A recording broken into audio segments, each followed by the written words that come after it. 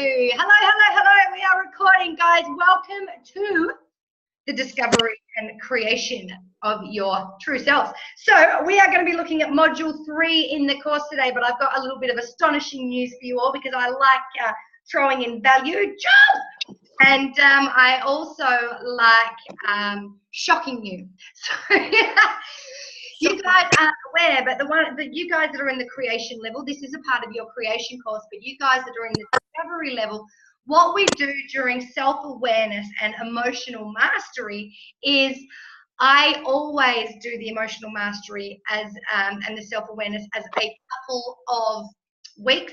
So I give you a couple of extra. Hi, Jules. Hi, Anita. Hi, Antoinette. Hi, Lisa. Hi, Stacker. I don't tell you that straight away, one, because I like shocking you, and two, because emotional mastery sometimes sets people off on this crazy whirlwind of what on earth is she talking about, because it's a word that we often don't use openly and freely. But over the next couple of weeks, you guys are literally going to be masters of your own mind. You are going to understand your primitive instincts, how it keeps you stuck, what holds you back, so on and so forth. But before we get going and before I delve into that and talk about what we're going to be doing, there's a whole heap of new faces here. You guys are going to be growing together. I'm going to admit it, you guys are going to be best friends. It's just the way it is. When you join a tribe like this, you don't have a choice. You are an amazing bunch of women and powerful women that will grow together. So I cannot stress the importance more of reaching out to each other. The ladies from the previous group will sometimes enter into these conversations, but get on calls behind the scenes. Talk to each other, grow to each other, utilize the academy. No question is a stupid question, so make sure you put it in there. I guarantee you if you are asking me a question and you're doing it privately in Messenger, someone else has the same question, okay? So you are helping each other by providing that space. So what I want you guys to do, because there are so many spaces, is I want you to go around in a circle, and I would like you just to introduce yourself, where you're from, whatever you want to, just a couple of sentences, and then I am going to ask Anita and Lisa a little bit about what we did last week.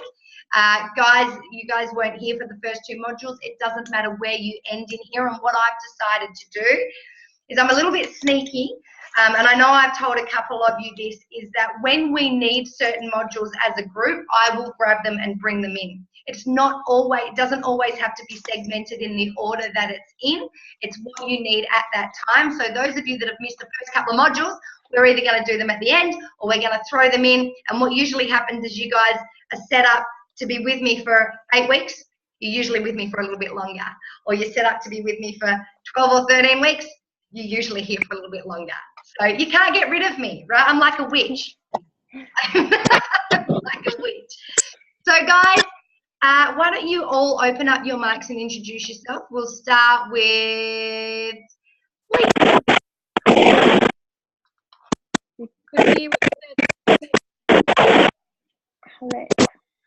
someone's got UFOs coming through. Is that Jules? I think we've got a bit of feedback, Jules, babe. Yeah, awesome. Right, we'll get you to open up your mic as we go around. So Lisa, who are you? How are you? Pink lover? I'm Lisa. I'm from Perth. I'm a support worker for acquired brain injury. And I'm a troublemaker. Yes, I love it. And you're amazing. And you're amazing. Okay, Anita, I'm going to the ladies that have been with me already. Can you introduce yourself, babe? Okay, hello, I'm Anita. I live in Singapore, and I have two small daughters, and I'm here to try and find myself again and get some more confidence. Fantastic. Love it. I love it. Antoinette. Hello, I'm Antoinette, and I am a mum of 4 kids. I live in Perth. I'm a single mum, and yeah, I'm here to try and, I've got a couple of blocks that just can't shift, so I'm here to get rid of them. We're going to sort that out together. Jules, babe. Hello. morning or good evening. I got my tea. I'm ready to go. I'm Jules. I'm in Seattle, Washington, America. And I am a single mom of a 5-year-old. And it's so fun. He's so fun. And I am still waking up. Do you want to know more about me or my goal, or I'm sorry? Absolutely. Tell us what you do and what your goal is, babe. Oh yeah. Okay. So I'm a practical mystic. I did quit my 9-to-5 job to pursue my passion and my dreams, and it seems like there's a little bit of disconnect between like my visions and my dreams and what I know I'm capable of and the action.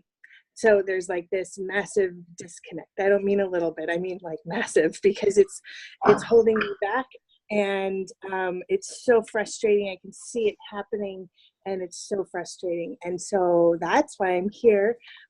Also, yeah, I just have all these desires for my heart and my life and my family, and I just want to move forward. Gosh, I just need to move forward with it. So that's what I'm doing here. I'm a shamanic practitioner. I'm a spiritual mentor. So that's my craft, and that's what I do. I love Thanks it. for being. No, thank you for getting up so early. It's like 6 o'clock or something crazy where Jules is. Oh my gosh, I know it's so early. None of you have ever gotten this. Thank you, beautiful. And Stacker. Okay, hi everyone, this is Stacker. So I run Stacker's Health, Fitness and Pure Grit, which is basically health and fitness and helping people with their mindset and starting off their exercise programs and stuff at home as well as at the gym. I am a mum of 2 boys, single mum at the moment, so sounds like we've got a few of those here. Anita's the odd one out. When Nashay joins us, it's all right. You have numbers when Nashay joins us, Anita. It's okay. Yeah. Awesome. Yeah, that's it. I think that's all you want to know. Yeah. Why are you? Do you have any idea what you want to get out of this program? Well, basically, I guess I want to know that I'm going to be able to survive, or more than survive, when I've finished, when I'm doing my course and I'm trying to do my online thing. At the moment, my head's going, okay, you've got like 2 more months that you're on Centrelink and your kid's older, and do you have to run out and get, like, my head's going, you have to get a full-time job at the moment because you're not going to survive off this. And that's where I'm at the moment. I need to realize that I can maybe and push myself a bit further so that I know that I can make them what I need to survive off this. Like, I know I love doing it, but I also need to pay my bills like everyone else, and that's where my mind's at the moment. Excellent. Thank you, lovely. Now, I'm already making connections between you guys, and I know that in your guts and in your hearts, when you're listening to people, you are making connections with people as well. All right, your job as a group is to support each other. We do not allow each other to be victims, and as we get further into that, we'll start recognizing when we are victims, but also to hold each other accountable. So I want you guys to know that this is a really safe space. Nothing is silly. Talk, put your challenges, put your wins, make that tribe yours, make that academy yours. Now, Antoinette, Jules, Stacker, if you don't mind, if you can just give me 5 minutes, I just want to focus on Lisa and Anita from last week. Now, we didn't have a call last week because the universe collided and everyone was all over the place. So Oh my God. me being me was meant to happen. My kids were playing up. Anita's kids wouldn't go to bed. Lisa was late from work, and everyone felt guilty. And I'm like, the universe is there. So it's fine. And by doing that, it means that these beautiful ladies all got to come in where I believe exactly where they needed to, which is self-awareness. So how did you guys go at utilizing your limiting beliefs and flipping them as a tool? I've been trying to put myself into, like, awkward, not like awkward situations, but like uncomfortable situations a lot more. Like today I was I know it sounds really silly, but I was like the bus, like, because I work at a school, so I was the bus captain today. So I had all the little preschoolers, when they got off the bus, I was in charge of getting them sorted into groups for like going up to their classroom and sorting the people out who takes them up and everything. And normally I wouldn't take on a role like that. So just I've been trying to pull myself out of my comfort zone a little bit each day. And I have to do it. I'm doing a speech at the end of the term in front of all of my the people I work with. So yeah, I'm so proud of you. For you ladies that have just joined us, that is massive for Anita. Anita is this like fireball of beautiful energy, and like most women, she's lacking the confidence that is actually inside of her. We're just going to bring it out. So proud of you. Did you go to a restaurant and order wine on your own? I didn't do that again, but only because I haven't been out. Okay. All right. I'm going to hold you to that. Excellent. So was that tool useful for you, where you actually capture your limiting beliefs, you bring them into your conscious them and use them as a tool? Yeah, no, definitely. And just also being more aware of putting myself out there. And then because each time you put yourself out there, you feel proud, even if it's something really small, like being the bus captain. It just, each time you overcome something, then you feel good. And you're starting to rewire that habit of getting comfortable with being uncomfortable, because you're doing it often enough. Your brain is starting to go, hang on, this is becoming a familiar situation. Yeah, exactly. And you start to kind of not necessarily love the feeling of being uncomfortable, but kind of like crave a bit more, like challenging yourself. like you kind of hear something and you're like, oh, I don't really feel like, oh no, I'll do it, I'll try. Excellent. So your neurological pathways now, Anita, are starting to, you're literally rewiring, where you're starting to realize that outside of your comfort zone is growth, and it's a good thing. So this is going to explode. Yeah, keep at it. So proud of you. Yay. Oh, thank you. So proud of you. Hey, Lisa, how did you go? Because you had a busy fortnight. So did you get around to watching the replay and trying out that tool? Yes. How'd you go? Good. Tell me more. Are you not getting away with that? Okay, so I started putting myself first and like not worrying about other people, like, because usually I'll do everything to please everyone else and not myself. So I decided to tell them to all go suck it. And just started doing things for me, what I wanted to do, like, joining the group and working out my money to make sure I can do all this stuff, instead of saying I can't, I can. Yeah. Exactly, which is taking emotional control. Because what we often do is we go, so you guys know, Lisa and Antoinette are joining the Sexy Brand Building Formula 12. So what we often do is we go, I really want this, I need this. Our intuition is so powerful because of the habits that we get into as women, and our values and our roles and our obligations and all of those things that we fall into with this invisible rule book that we think that we have to live by, but there is actually no rule book, but we think that we have to live by these expectations that we've created for ourselves, the values that we've formed, our beliefs, the roles. Often what we do, as an example with Lisa, is we go, our intuition goes, this is what I need to do. I need this right now. And then something happens, and I'm actually going to show you guys the brain game, which is so cool. All right. And then what happens is something like you said, Lisa, money comes up, and you've got limiting beliefs around money, or you've got certain knowledge around money, or something's happened with money before, or you've got a partner and, it's a big conflict point, or whatever it is in your life.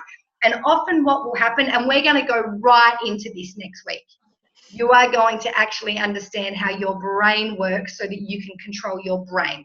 So I'm giving hints out this week. Next week, we're going to go right into it so that you can actually capture what's going on in your brain so you don't make this knee-jerk reaction. All right, so as an example, money, no, can't do it. Straight away, okay? The brain game comes up, and I'm going to show you that. I'm going to give you a glimpse of that today so that you can see what happens. And rather than, like you said, actually controlling it, putting it down, capturing it, and going, right, well, how can I make this happen? Because my intuition is telling me it's something that I deserve, it's something that I want. We just go, no, can't do it. No, can't do it. Yeah, and I also like found too that I'd stopped, saying I'm not good enough, I can't, I'm not smart enough, and saying stuff it, how am I going to know until I give it a go? Exactly. And this is part of emotional mastery. This is part of controlling your primitive subconscious brain. And we're going to go right into your primitive subconscious brain next week. I'll give you a glimpse of it today. We'll see how we go. I don't want to overwhelm you with too much so that you can make better decisions to get better outcomes for yourself. Because often what we do, because 95% of our thinking, of our limiting beliefs, of our thought happens at a subconscious level. And what happens, I'll just bring this up. I'll bring it up now, just while we're on the subject of it, because it's pretty cool. I'm going to show you. I can't help myself. But this is exciting because this is what we're going to go into next week. So don't mind me. I'm just getting my computer up so that you guys don't see all of my different amazing tabs that are open. Change your story. Brain game. All right, here we go. I'm going to share my screen now. Now I've got Cat Sieben stuck in my head. All right. So if you can't see this properly, I'm going to give this to you. Okay, and you guys that are in the Sexy Brand Building Formula, you're going to focus on this around business as well. So as an example, this is our comfort zone, right? Can you guys see my screen there? Yep. Yeah. I've got the unconscious self-sabotage, the brain game. So this is our comfort zone, right? This is our sleep state. And this is what in the next couple of weeks, and we've been doing it with limiting beliefs, but even more so, we're going to bring into our conscious, because then we can play smart. We can capture and control what we usually do and have a knee-jerk reaction of without any understanding of where it's coming from. So you're in your sleep state. This is your routine. This is what you do every single day. Now, if you've formulated certain expectations around being a mum, or certain expectations about being a partner, certain expectations about other people, if I speak to this person in that way, they're going to come back to me like this. You form all these habits, these comfortable habits about how you exist within your world and how you just get by, right? Your brain during this time is asleep. So, and Antoinette, I know you know this, your brain's number one job is to keep you safe, right? It's very primitive, and I'm going to show you how your primitive brain works. And I know I've spoken to the ladies before that have been on here. When you are in your comfort zone, when you are doing your daily routine, when you are not in conflict with people or doing anything that might spark you, your brain, if I put little suckers on your head, right, and did a brain scan, your brain function would be like that. It would be asleep because you're not doing anything out of the norm. It's conserving energy. Your brain loves conserving energy, right? I've said this to you before. If your brain was a person, it would be sitting on the couch, eating Cheetos, watching the footy, going to the toilet at the same time every single day, watching the same TV shows, having the same conversations, driving the same way to work because it likes that. It's comfortable. It means it can conserve energy so that if you do come across a life-threatening danger, it can wake up and it has energy to fight or flight, to respond or react if you are an army person, okay? So it loves being in this sleep state. So this is just you at the moment, what you do every single day. You guys were probably in this state today. And then what happened was you came on the call tonight and you're probably all a little bit nervous because it's outside of your comfort zone. It's not familiar with what you usually do. I'm going to have to talk in front of people that I don't know. okay? And all of a sudden your brain woke up. So this is what happens. Then what happens is you have an idea or you have a thought. Oh my God, I've got to get on that call tonight and I've got to expose myself. I really want to do the sexy brand building formula course, whatever it is, right? It has an idea, okay? I'm not sure why they've got image depicting a person inside their comfort zone thinking their brain has an idea. They need to fix this, but that's okay. Then what happens is your brain wakes up because it's out of, can you see me at the moment? Mm-hmm. Yeah. Excellent. It wakes up. It's outside of its comfort zone. So it wakes up and it goes, hang on a second, this isn't familiar. It comes out of its sleep state. And if you had the suckers on your brain, it would be doing this. It comes out of homeostasis. It has to start using energy. Now, Calvin Coyles uses the example of driving to work. If you drive to work the same way every day, you can practically do it asleep. You literally get to work and go, how the frick did I just get to work? But if I ask you to go to the last 4 days. yeah, exactly. You'd have to concentrate, right? But this happens with any idea, anything that's outside of your comfort zone. So as a response, your brain shakes you up, okay? It is designed to shake you up because ultimately it wants you back at start A. It wants you in the beginning. It doesn't like being outside of a sleep state. Its survival mechanism is to keep you there, okay? So what it does is it responds instantaneously with a physiological reaction, nervousness, anxiousness, fear, discomfort. And you notice that straight away. Now, about 80% of people will notice that discomfort and that will be enough for them. And they'll go straight back to doing what they're doing, right? A lot of other people, if they don't go back to what they're doing straight away, your brain plays the brain game. The shake-up is the first step. If that doesn't work, it takes a second step because he's a sneaky little bugger, or she, whoever your brain little avatar is in there, okay? And what it does, within 5 seconds, and this is why when I talk about action, it needs to happen within 5 seconds. If you haven't gone back to your sleep state and gone back to your normal behavior, your brain will throw out limiting beliefs at you. It will throw out excuses, negative thought. Okay, I don't have the time. I don't have the money. What are they going to think of me? Everyone's going to look at me. I don't have anything to wear. Go back to the beginning. Do not pass go. Do not receive $200. Okay, your subconscious brain has won because all this happens at a subconscious level. You get an uncomfortable feeling. You're not in control of your brain and your emotions.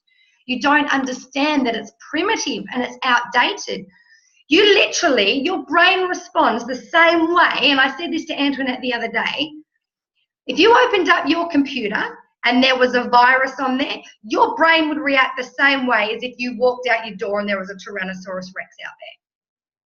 Fix it, fix it, fix it, fix it. Get back into my comfort zone. All right, it is just completely out of date.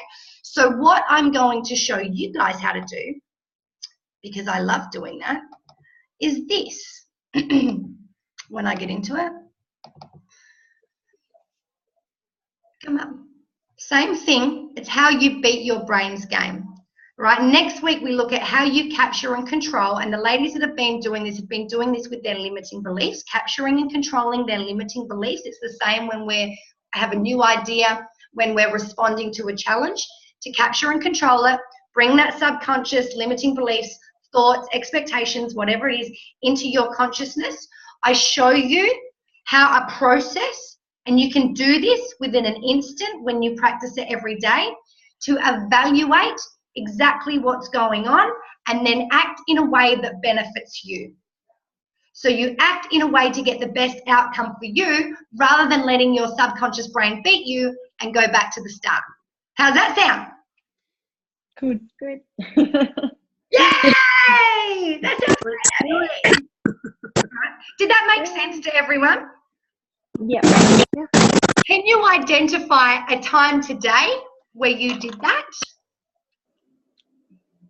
Yep. Tell me, when did your subconscious brain win today? Or nearly win?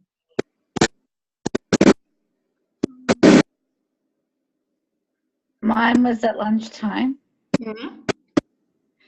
when I had to go out and get firewood and then take my client to his thing.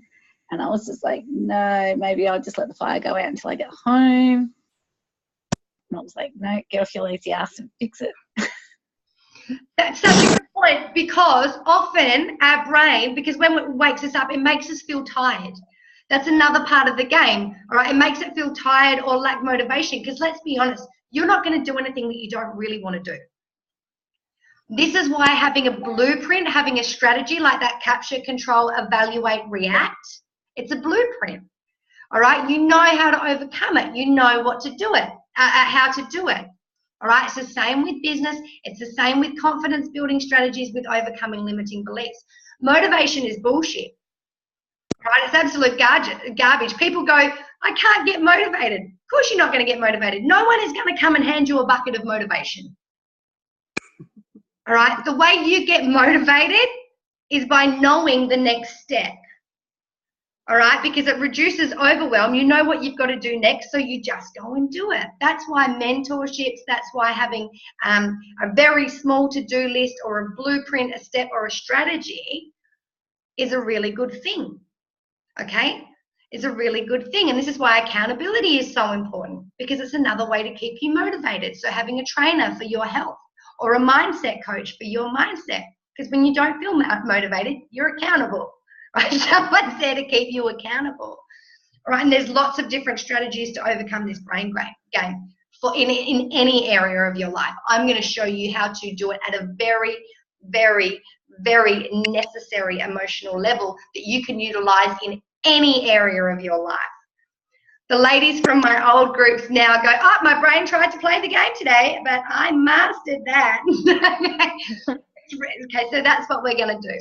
But without further ado, I want to talk to you guys about self-awareness. So today we're going to be doing self-awareness. Next week we're going to go further into that, into emotional control. But I want to give you some background on what that looks like and why we are doing this. Now, guys, this is your space. Stop me, be interactive, talk, ask questions, give examples, whatever. I know I was a school teacher in my past life, but that's not how I run this. Okay? This isn't school. All right, so here is, I'm just going to make that a little bit bigger. Oh, why is that fuzzy? I think my internet's a bit funny at the moment. Now, guys, you're going to get all of this. There's a reason I told Antoinette today that I don't give you this straight up. And the reason is because all of a sudden you've got a whole heap of documents. Okay, it's a very simple strategy to reduce overwhelm. You don't know what they mean. You grab them. You try and interpret them. Don't worry, I'm just creating my own language. You try and interpret them. You try and understand them. There's a whole heap of... How much have you had to drink? Oh, heaps. Lychee vodka bottle's gone, mate. No, joke. No, I've actually been doing lives with Stacker. We've been rocking that. So I was listening to that on my way home. Yeah, good choice, mate. Good tribe choice. Good tribe. So what I will often do is go through things and then I will give them to you after, so that you don't go too far ahead. All right. And when we do overwhelm, you'll start to understand why that is. But this is your emotional intelligence. All right. And I've got two diagrams to show you about what emotional intelligence is. And as I'm talking about this, especially the next diagram, I want you to really make a conscious assessment of what you're good at with your emotional intelligence and what you need to work on. Okay. The key to this, as always, is honesty. So today we're going to be looking at self-awareness, as I said. Self-awareness is really important. I'm going to stop share this so that you don't get confused. It's really important because it helps you to recognize, understand, manage, and control your emotions. At the moment when you're running on a subconscious level, when you're not in control of your self-awareness, your triggers, or your emotions, what happens is it results in decisions, choices, and actions to give you instant gratification, instant comfort zone, and not the best outcome for you. I'm not going to be assertive to that person or set boundaries because they're going to make me feel really uncomfortable, so I'm just going to let them walk all over me. All right? I'm not going to do that course because I don't have the money, so I'm just going to do what I've always done. All right? When you, and self-awareness is at the absolute base level of your emotional intelligence. Once you can recognize, understand, manage, control your emotions, it results in decisions and choices and actions that are better for you. And you guys wouldn't be here if you didn't want to make better decisions, choices, and actions. Okay? If that's not something you want, I'm wasting your time. All right, and then developing your emotional intelligence allows you to develop the ability to do all of these things, all right, that I'm about to talk to you about within the 4 elements that I just showed you. Okay, so it controls your decisions and your impulsive reactions. Like I just said, I want to do that. No, it costs money. Not going to do it. Can't do it. Can't work out a way around it. Just not possible. I need to set boundaries with this certain person. No, they're scary. I'm just not going to do that. I want to go out with my friends and feel confident, but oh my God, I'm here early and I have to order the wine. No, I'm just going to go home. I'm not going to go. Okay, whatever it is. Whatever it is for you. Just drink that bottle of wine, Anita. It's going to help you to develop your confidence and self-esteem, Anita, darling. Exactly. Okay. The Dutch courage of it. Exactly. Not drinking the wine, but developing your emotional intelligence. I mean, drinking the wine will. Right. Developing your emotional intelligence helps you get a really good grip on when you need to pull back from certain things or set boundaries. Because a lot of us as women say yes, yes, yes to a whole heap of stuff that is not helping us, that is not beneficial to us, but we feel obligated. Okay, so this is at a really basic level. This is why I look at emotional intelligence, because my years working with women, this is a lot of stuff that people struggle with, like Lisa said.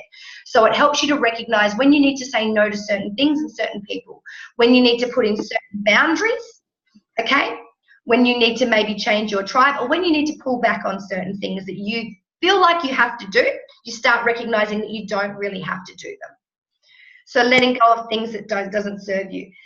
Your emotional intelligence, what we're going to do over the next few weeks as well, is it helps you to assess your social herd, the people around you, whether they're beneficial for you or whether you're convincing yourself that you have to be in that social herd for whatever reason.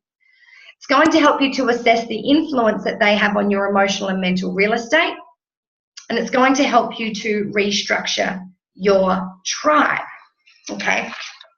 So at a basic level, I'm going to show you where self-awareness fits, and then I'm going to talk to you about it a little bit more. I love it. So here's my wicked diagram, because I'm such an artist, all right? Here is emotional intelligence. There are 4 levels of emotional intelligence, okay, or 4 elements. So you can see on the left there is your self-awareness. Now I show you this in 2 ways because often people see things differently. So your self-awareness and your social awareness. So your awareness of you, and I'm going to go into this a little bit more, and your awareness of others, the other people around you. This makes up who you are, your thoughts about yourself and others, your decisions about yourself and others, your feelings about yourself, and how you allow other people to make you feel. No one can make you feel anything. You make a choice, all right? And by the end of this, you will understand this. On the other side of the umbrella, this is our management of those things, all right? So our management of ourselves based on what we know about ourselves. I like doing that. Management, I'm going to do more of that. Self-awareness, I don't like doing that. Self-management, I'm going to do less of that. Okay, relationship management, all right? This is how you respond to your awareness. That person is not serving me. Social awareness, relationship management. I'm going to see less of them. I'm going to set boundaries. Okay, things like that. So the management side of things is what you do, your actions, your behaviors, and your responses. Now, this next diagram that I'm going to show you is going to explain that a little bit more. Come on, Zoom. All right, here we go. I have a Zoom drop down that gets in the way of my tabs, if you're wondering why I do that. All right, so I've just got to find it. Here we are. I love this. Now, as I'm doing this, I'm so excited about this. I want you guys to look at where you are in this and what you may need to improve on, all right? Because you literally, to master your emotions and to be able to master every area of your life, you've got to get really good at all of this stuff. You can't just look at it and do it. This is what we work on over the next few weeks, but I really get into what it is. So today we're going to be focusing on the blue one, the self-awareness, all right, who you are, your likes, your dislikes. We're going to go into this today because a lot of us don't even know who we are. A lot of us don't even know what we like doing. A lot of us just convince ourselves that what we're doing, we like doing, okay? Because we would hate to think that we don't like doing it. And I told the ladies a story about that woman that I spoke to, and when I said to her, who are you? She said, I'm a mum, and I'm on the BMX committee, and I'm on the school council committee, and I'm the president of this, and I'm doing all these things for everyone else. I said, do you like doing that? She said, yes. I said, great, why? She thought about it and said, shit, because I have to. I actually don't like doing it at all. I need to feel like I'm a good person. All right, so this is about really getting honest with yourself and who you are, because a lot of us put out a very false perception of ourselves to the world based on our expectations of who we need to be, based on our values, based on the expectations that we build around roles. Now, you guys would live by thousands of expectations every single day. You're all mothers. You've built a whole heap of expectations about what you have to do and what that looks like. As partners, as friends, as business operators, as employees, you literally live to the beat of someone else's drum every single day. All right? So what do you like? What do you dislike? What are your motivators? All right? What motivates you to get up and act in different areas of life? Your motivators can change.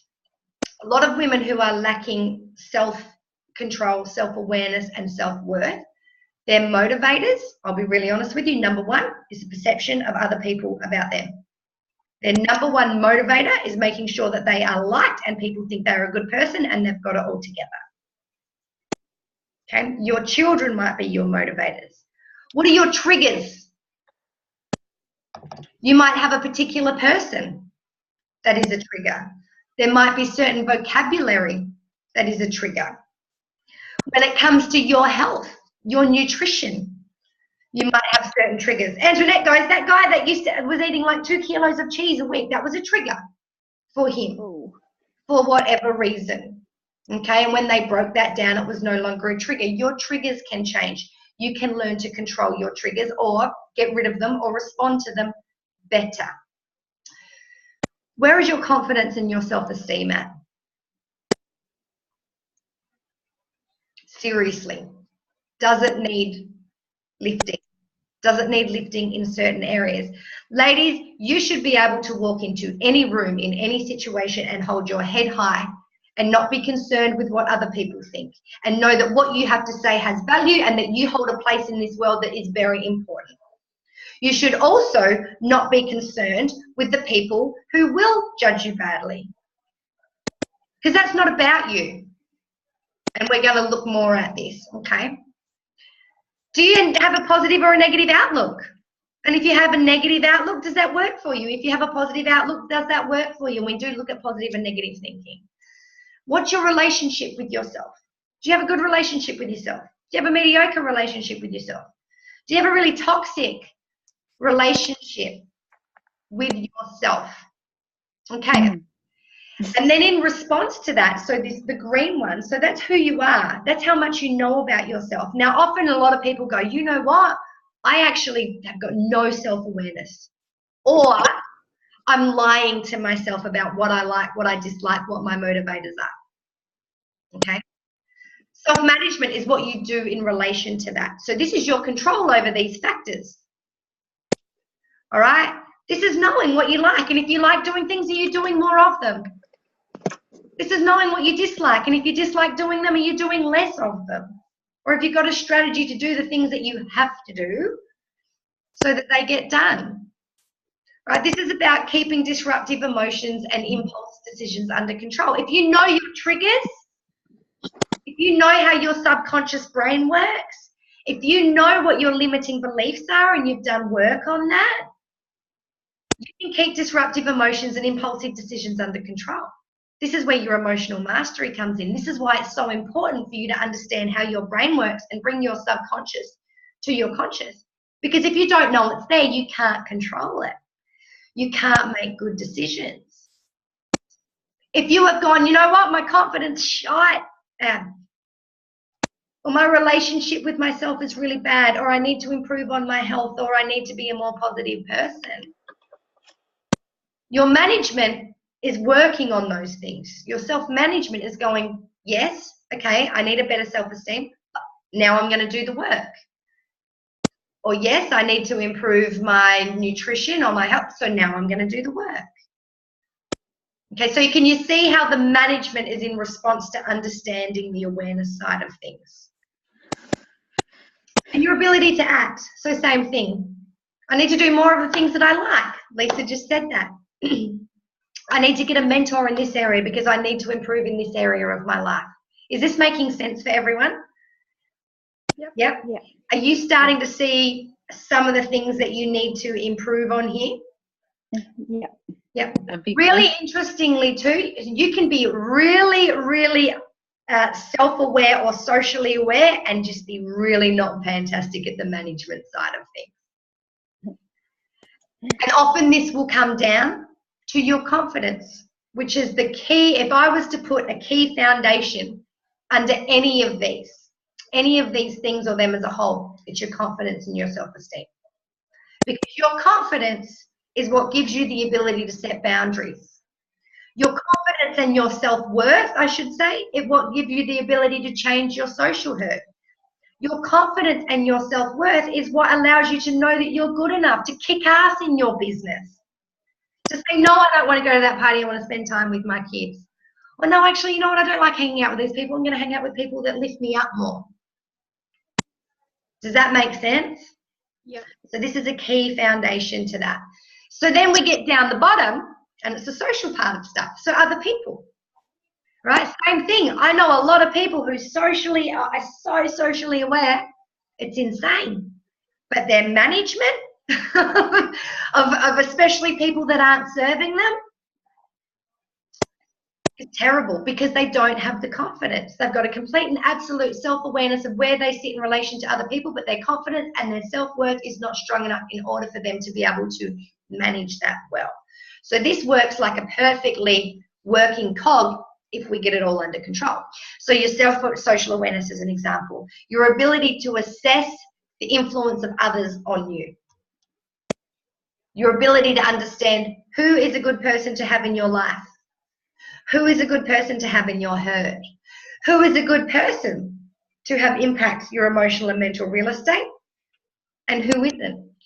Now, I guarantee you guys know that intuitively. You're probably listing people that are good right now and listing people that are bad. Okay? But how many of you are managing that really well? And why not? Because you're worried about the consequence, because your value, your confidence is not where it deserves to be. Okay. Being socially aware is about having empathy for others, right? Sympathy is no good. Sympathy holds people in a state. Empathy is about being able to understand how other people are feeling, all right, and allow them the opportunity to move forward from different situations that they are in. Social awareness is being able to identify serving and non-serving relationships. I don't think I need to go into this very, very much. You know what I'm talking about. And if you are questioning different people within your life at the moment or different things about this, please bring them up. Let us workshop them. Identifying toxic relationships. I do really accentuate that in this because I know it's a big problem that women deal with every single day.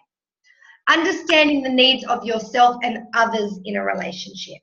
There is give and take in every relationship. No relationship is ever equal. Ever. They ebb and flow. Certain people in your life you will give more energy to. We're mums, our kids, okay? That's, that's going to happen. Even though it annoys us, it's going to happen. All right? If you are in a friendship, a working relationship, if you have a partner, that relationship is never going to be equal all the time. Okay, but it is knowing that you are getting what you need from that relationship, and that person is also getting what they need from that relationship.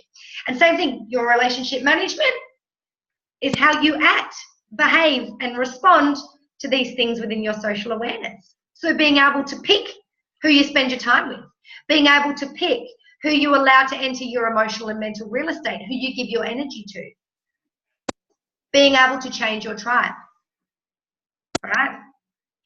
Being able to set boundaries, being able to be assertive when you need to, which doesn't mean aggressive. Kind with your words, strong with your stance, with grace and poise, but there is a place for being assertive. Conflict management. How do you deal with conflict? Not good. Okay. So this is where the emotional control comes in, because a lot of people are triggered by certain people. All right. And often there's certain people in our lives that when we're in a conflict situation with them, we know that they're going to behave badly, for lack of a better word. But what we do is we respond to them in the same way we've always responded. And then we wonder why their behavior hasn't changed. Why fix something that's not broken? We learn that from kids. If I cry, I get picked up. If I do a good thing, I get applause and cuddles and love. If I stand over this person and talk badly to them, they're going to close up and they're going to stop talking at me. I'm going to get what I want. Okay, so it's understanding that your responses aren't working with certain people and being able to change your responses. And it's being able to provide for your needs and the needs of others. How is that? Any questions, any comments, any observations about yourself? Yeah, so you can't control them, you can only control yourself and how you respond. Yeah. Absolutely.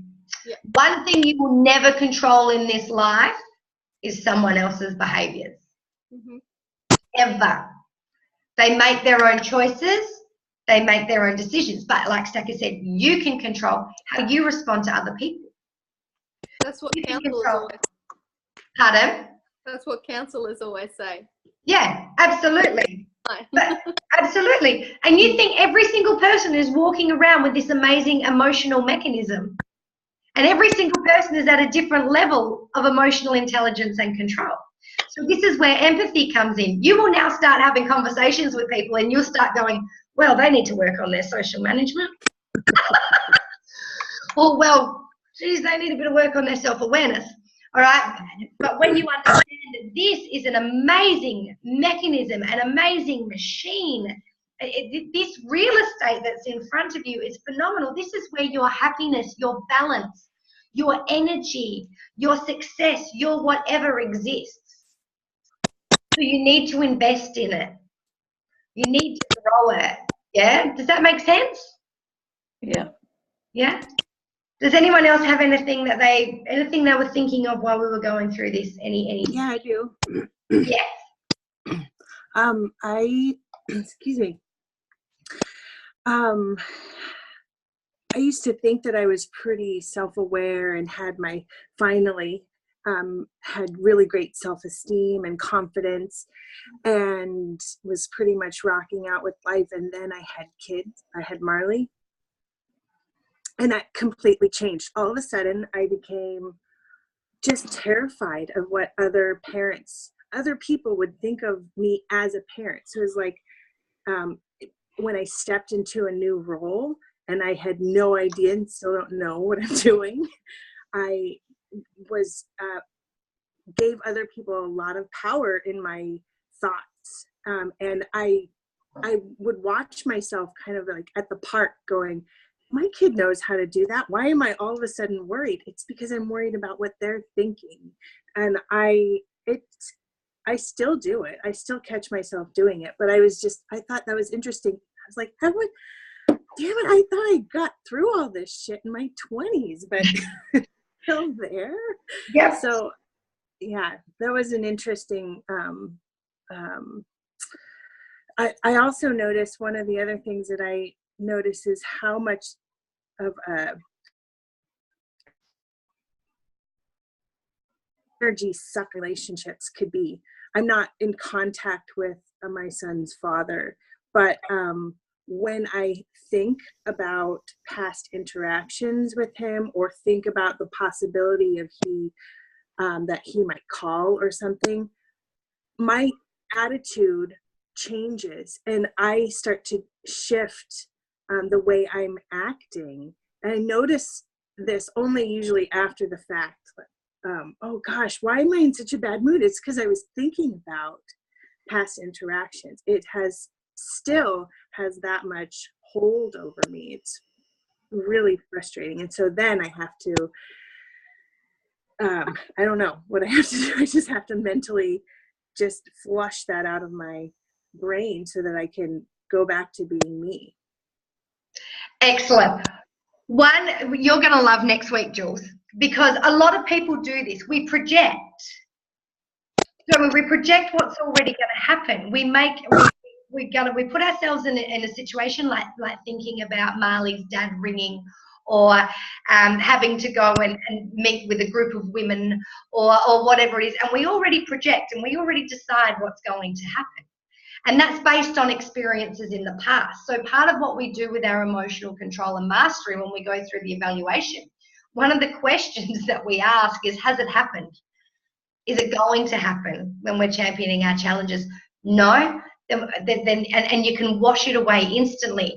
But a lot of us, and it's a really simple process, but because we don't go through that process, you know, and the same thing, you have a thought, you project, and then it alters your mood, okay?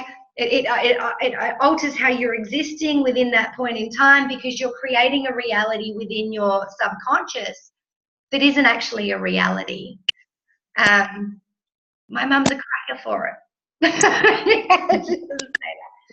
But we are, and does anyone else do that, where we already decide what's going to happen before it's happened, and then you get on the back foot a little bit, or? Yeah, absolutely. Yeah. So in championing challenges, that's another thing that we do, is with different areas of your life, you forethink the obstacles that might come your way, and you work out a response. Well, first of all, you go, are they going to happen? Likely, not likely, absolutely likely. The ones that are a no, you get rid of, because a lot of us spend a lot of time worrying about things that aren't even going to happen. Do you know what I mean? It's not until we go through that process that we go, why am I spending all this time worrying about this, because it's not going to happen. But if there is a likelihood of it happening, what you can do is already formulate an action, so that if that does happen, it's not such a threat. It's not just a slap in the face. You go, oh, I've already planned that you might happen, and I already know how I'm going to respond. And that's playing smart, because we've already forethought it. But I completely get what you're saying, Jules. And another thing that we do is we take past experiences and we formulate them. And because this happens in our subconscious, and you have that thought, your subconscious brain goes back to that experience, and it puts you in the state that you were in when that was happening. So being able to bring these emotions from our subconscious onto a piece of paper, all of a sudden we're in control of them. Yeah, they're not swishing around our head and controlling us. Does that make sense? Yeah. Capture and control is powerful. What about when you make an excuse for something before it happens? So you verbally, so this is an example. So my son's got a developmental delay, and you know Carly, so she's got like a low form of autism. But I found mum, and now myself, would go up to, say, if we're going to something, we would explain what's wrong with them and how they might act as an excuse as to why, you know, they may or may. Carly won't talk because Carly has a disability. And so in the end, as Carly got older and older and older, we found that she was just looking at mum and waiting for her to talk. She wouldn't talk. But if she had let her talk from the start and not maybe made the excuse, perhaps she would have. And I'm just starting to do the same thing myself. I'm like, well, Axel won't listen to your instructions because he doesn't understand you. Yep. Why are you explaining because you're worried about the perception and the thoughts of that other person? Yeah. Yeah. Which comes back down to, I can't control him or something. Absolutely, which comes back down to confidence, but it also comes down on your formulation of expectations of yourself and what other people are thinking. Yeah, so you come with certain expectations around how children are meant to act. So you automatically think that everyone else thinks that how they're meant to act. I'll be really honest. Everyone else's thoughts aren't a concern. Okay, they're not a concern, but you're projecting because this is my expectations. This is what everyone's thinking. If he doesn't follow the rules, if he doesn't fit the circle, Yeah. people are going to think this about me and about my son. So when you start breaking down those expectations, and when you start, as we go along, you realize that that's a rule book that we all play to that's not even there. And then when you start breaking down your concerns about the perceptions of other people as well, it won't even be a thing. But you're right. What you're doing is he's learning that he doesn't have to talk. Yeah. His mum's talking for him because you're trying to protect him, but in order to protect him, you're having to do the thing that you don't want him to do. Yeah. You know what I mean? It was like when, so I used to be an absolute pushover, right? Completely. You could walk over me up, down, left, right, inside out. I was the yes woman. I was so internally lacking my self-worth that everything, the way I felt about myself was an extrinsic process. I looked for validation from everyone, and that was the only way that I could feel good about myself because I had no self-awareness. I didn't even know how much I lacked confidence. It was ridiculous. And then when I had Ayla, I went, my God, I don't want her to be like that. I do not want her to be passive. I do not want her to be walked over. I do not want her to da-da-da-da-da-da. But in order to save her or protect her from that experience, ultimately, I had to put her in that experience so that I could pull her out of it. So same thing, I would walk in and go, oh, she's really passive and she's really quiet and I don't want her to be walked over. And it sets up an existence where everyone around her goes, well, she's really quiet. And then they start treating her like that. So what's she going to do? Yeah. Act it. Yeah, absolutely. And this is the power of when you become comfortable yourself and you're not worried about the perceptions of others. Your kids naturally go into that state and they sort of just find their own fit. Does that make sense? Everyone's sort of going, you're all very quiet. Is it because it's late or because I'm confusing people? It's late. Everyone getting connections from this and relating this back to. Excellent, excellent, excellent.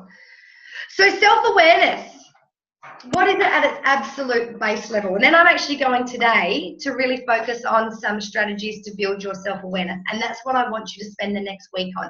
Not looking ahead at the next module, Antoinette. Okay. I'm going to do a whole thing on reducing overwhelm for you. A whole thing. It's going to be a bonus module. All right.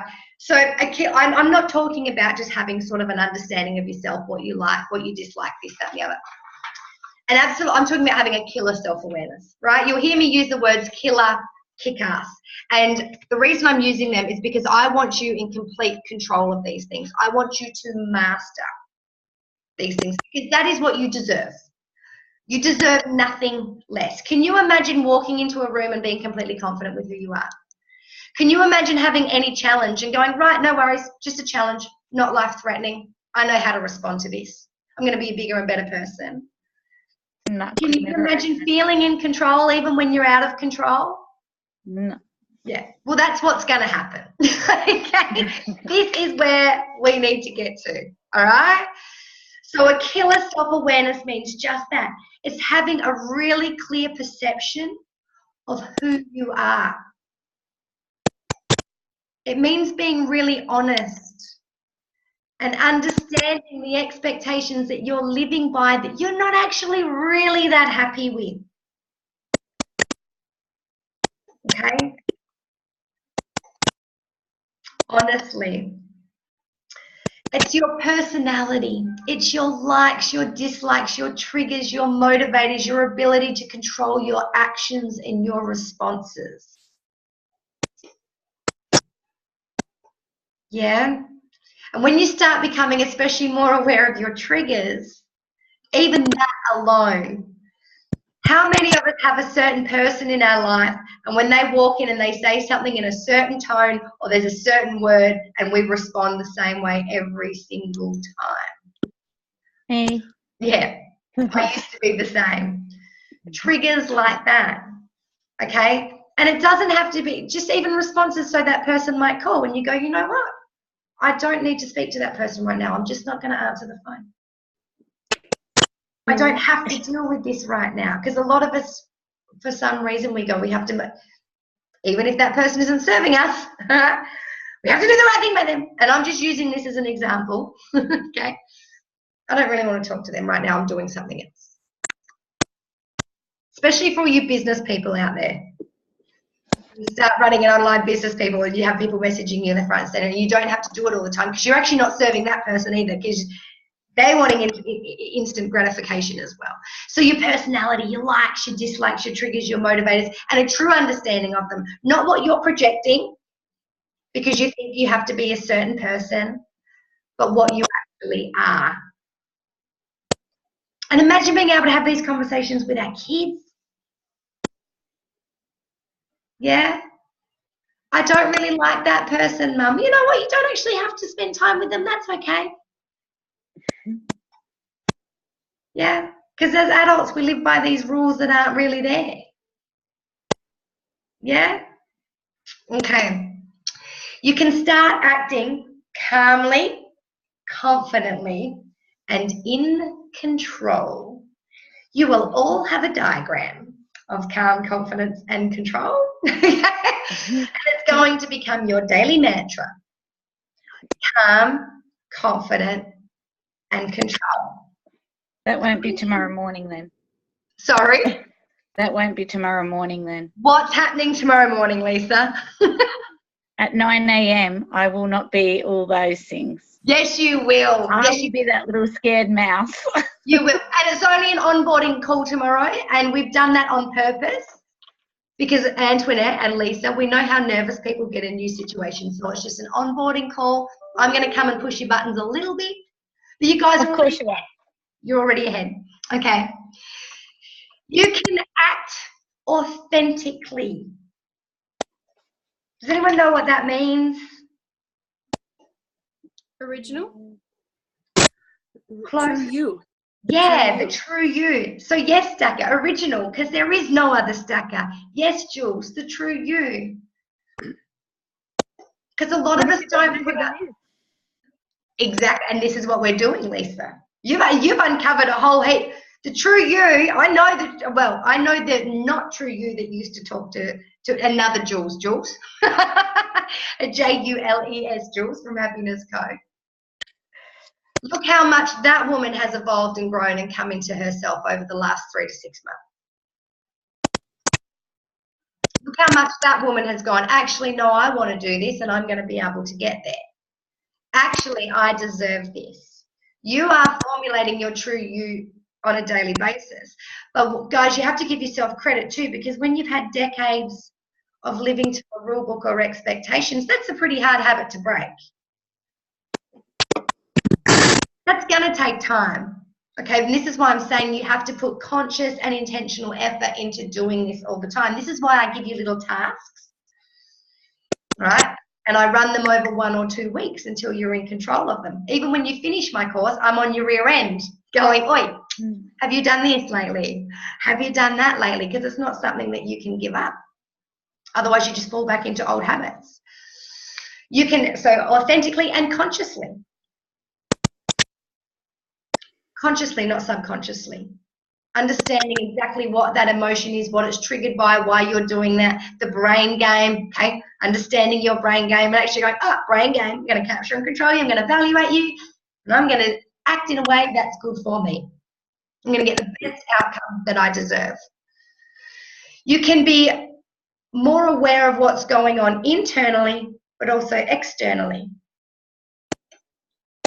So what's going on inside you, but you become more aware of what's actually going on in your outside world. So Anita, my dear girl, as an example, a lot of us will create a reality that's not true based on what our brain is thinking. So if we walk into a room and we go, I'm not confident, people are going to talk about me, When two women turn to each other at the bar and start giggling, we will go, oh my God, they're talking about me. Oh, those mothers are judging me. Oh my God, my son just pulled his pants down and did a wee in the middle of the park. Everyone is looking at me. All right, because that's the expectations that you've put on your brain, you put on yourself for so long, and that's what you're looking to happen. So you become more aware of what's actually happening, not what you're perceiving to be true. And you have a way of clarifying it. Okay, one of the questions we ask in the evaluation program is, do I have any evidence that that's what's actually happening? Yeah. How many of us have said to ourselves or friends, such and such is probably talking about me now, or they're going to think this about me, or yeah, I said this to Anita last week, and I'm picking on Anita. And I go, how much evidence do you have on that? None. So, are you creating this reality yourself? And I hate to break it to you, but at the end of the day, if they are saying those things, what's the problem? Do you know what I mean? Is it actually really affecting you? So many of us try and make the people that aren't the nicest to us in our life like us, because it's what makes us feel externally better about ourselves. Where there are so many people that love us for exactly who we are, all our farts, all our flaws, but we don't put energy into them because that's safe and we can always go back to them and we don't need to. When you start realizing that that's worth more to you, your life becomes more calm, more confident, and more in control. I love calm, confident, and control. I love it. You're not going to hear the end of it now.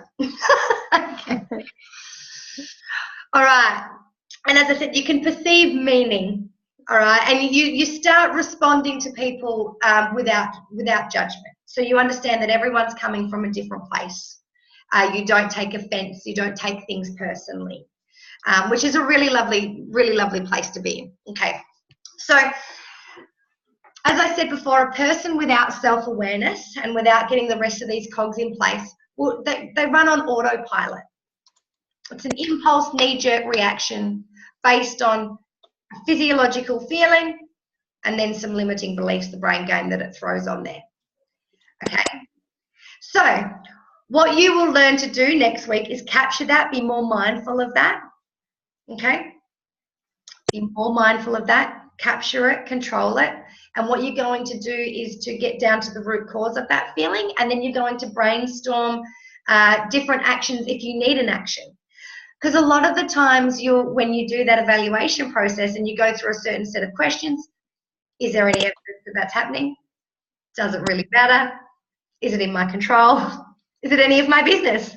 Some of us get so concerned with stuff that isn't our business and it's not in our control, so we don't actually need to worry about. You'll find that a lot of it, you just throw it away anyway. You go, why am I worried about this? It's not even a problem, all right? So you need to practice this and become really, really good at this. Because being unconscious to our thoughts and being unconscious to our actions, it leads to blind spots. We miss opportunities every single day, because we're busy running back to our comfort zone all the time. If Anita doesn't mind me saying this, sharing this, but I was speaking to Anita. She was in Singapore. I was in Australia. She was on a really busy train. We were talking on the phone, and she's like, I can't talk on the phone. I've got to be quiet. She was on a train, and there was lots of people, right? And I went, oh, I get it, because the manners rule. Okay, I get it, and that's fine. I said, but what if you were just talking at a normal level that wasn't at all offensive, and what we were talking about, someone turned around and actually said, I'm really interested in what you were talking about. Can you tell me more about that? And then you had a conversation and you became lifelong friends, or they offered you a business opportunity, or they offered you a job, or they came and joined the course and it changed their life. We miss opportunities every single day because we're constantly running back into our subconscious brain game, to our comfort zone. Mm-hmm. A lot of you guys nearly missed the opportunity to grow for whatever reason. Personal limiting beliefs, money, whatever it was. Do you see? And you're probably coming up with things that could have been missed opportunities. Don't dwell on them. We'll go through that another time. But this is the power of being conscious. Yeah. and being an emotional control master. Every time I have to tell you, every time the word master, has anyone seen Shrek with the Stairmaster and the donkey? Yep. I mastered the stairs. I think it's above. Every time I say it, I feel like going, I mastered those emotions. I stepped all over them. Anyway, we're getting a bit heavy. So we're going to learn to check in daily with ourselves, to reconnect, assess our emotions, all right? We're going to learn to assess our herd. I'm going to get you to do a whole heap of stuff that you haven't delivered to yourself lately. And it might be a little bit scary because you're going to get a bit of a shake-up because it's going to be outside of your comfort zone. All right, being mindful to all those things in your self-awareness category, your likes, your dislikes, emotions, motivators, triggers. How's that sound? Fun. Good. Yeah. If you're not feeling scared or uncomfortable, I'm not doing my job. So then we just don't tell you. Make me work harder. Make me work even harder. So before I show you what I'm going to show you next, anything, this is your space.